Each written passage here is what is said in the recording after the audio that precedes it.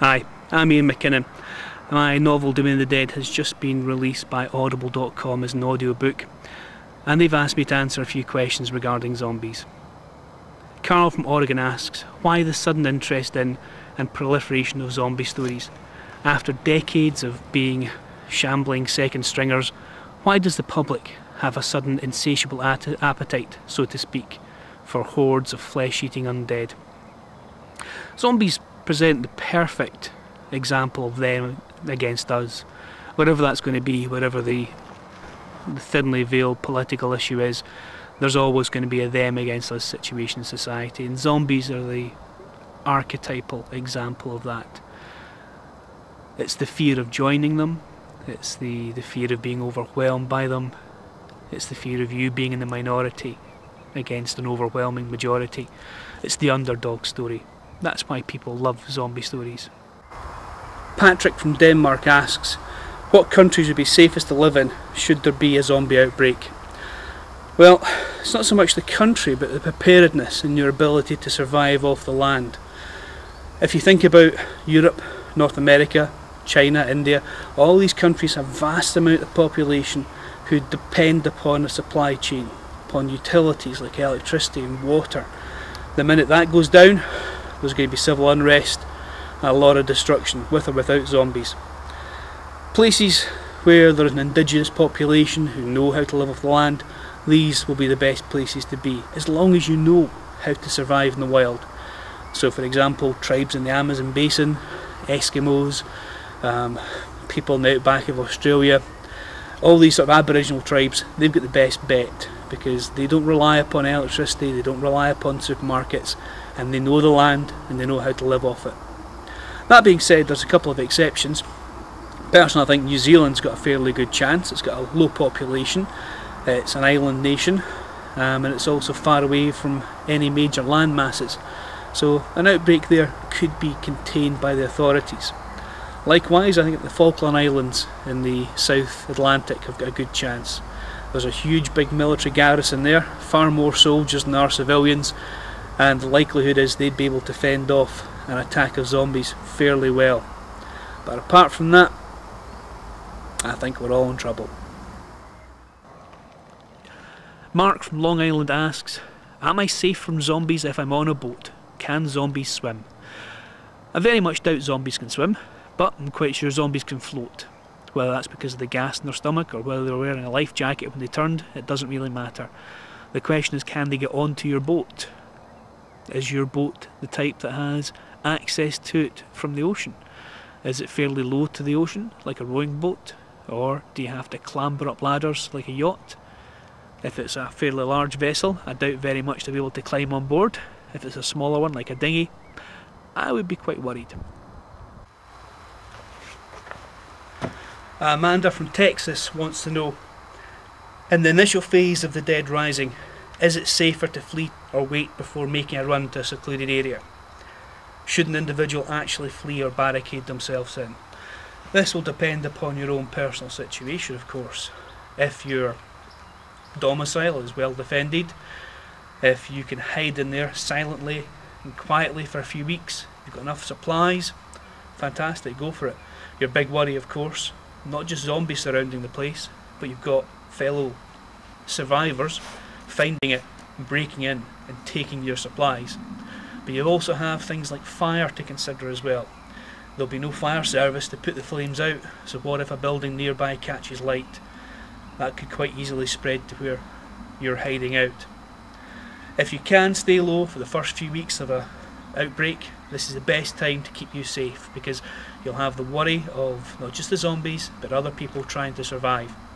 So I would recommend, if you can, bunker down for the first few weeks and then find your way to a secluded area where you can set up camp, grow crops and survive.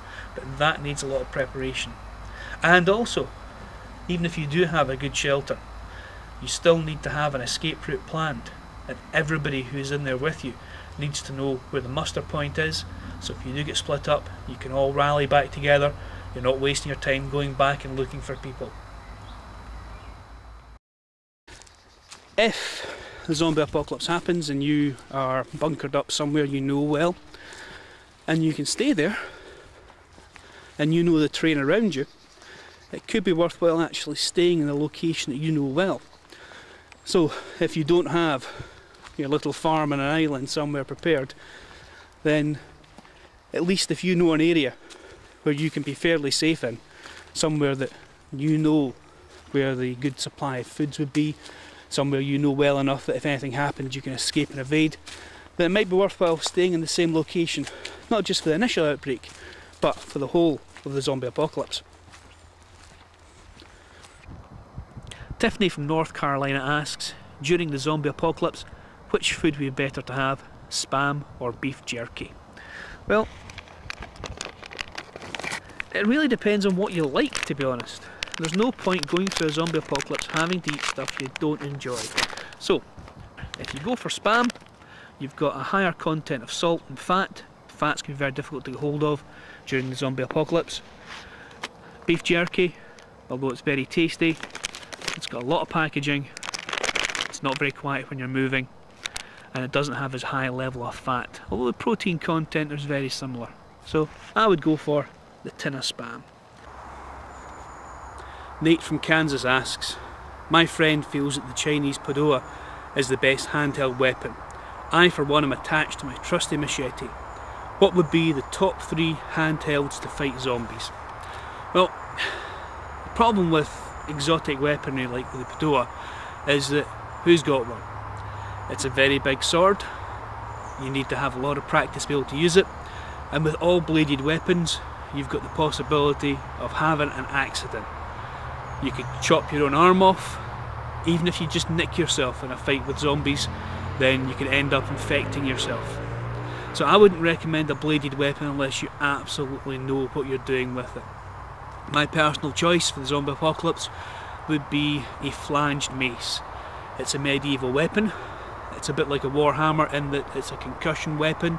You smack people across the head with it, but because it's flanged, it's not a solid lump of metal like a warhammer, so it's much lighter. It'd be preferable if you get one of these made out of titanium. And also because there's no blade on it, you're not likely to cut yourself. Because it's a weapon used to smack people across the head, it doesn't actually require much training or practice to use. And bear in mind that you need to have a light weapon for combat against zombies, because it's very tiring fighting against zombies. For anybody who's ever put a knife into a hunk of beef and tried to pull it out, it's quite tricky to do that. And the normal slashing you would do in a combat against a human is not going to help against a zombie. It's just going to cut chunks off them, it's not going to eliminate them. You need to get that knife through their eye or chop their head off. So for me, some sort of blunt weapon you can bludgeon people with would be great.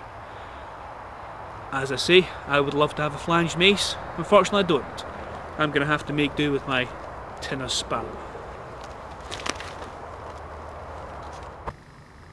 Melinda from Tennessee asks, who would be the more important to keep alive? A nurse, a soldier, or a scientist? Not saying you wouldn't try to keep them all alive, but who would take the top priority and why? In my opinion, that depends on who makes the best eating.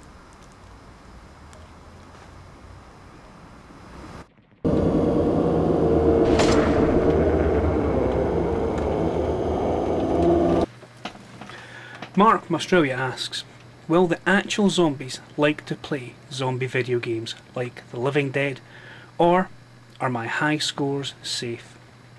Although I'm sure zombies would love to play video games, I don't think they have the motor skills to be able to do so.